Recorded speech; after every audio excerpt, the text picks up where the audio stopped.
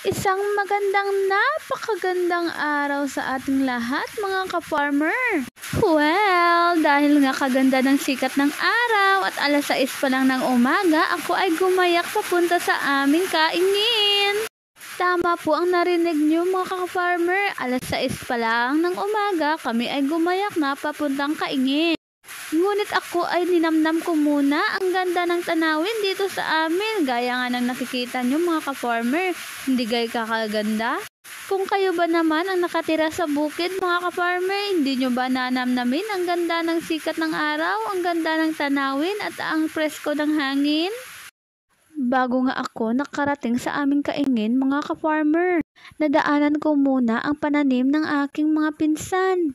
At ayan nga ang kanilang mga tanim. Sila ay merong mga sibuyas at meron din silang sitaw, kamatis at sili.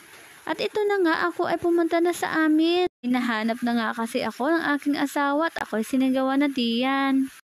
Ba't daw katagal-tagal ko siya daw ay nauna na. Siya nga ay maagang nagbinyag ng aming mga tanim. Kasipag nga naman ng aking asawa mga ka-farmer. Akalain nyo ba naman ako ay makakapag-asawa ng ganito kasipag na tao? Sabi ko nga diyan sa kanya ay mag-smile muna, kaya siya ay napatingin at nag-smile. Ngunit sabi ko nga itapos na ang advertisement, kaya ito, balik tayo sa trabaho.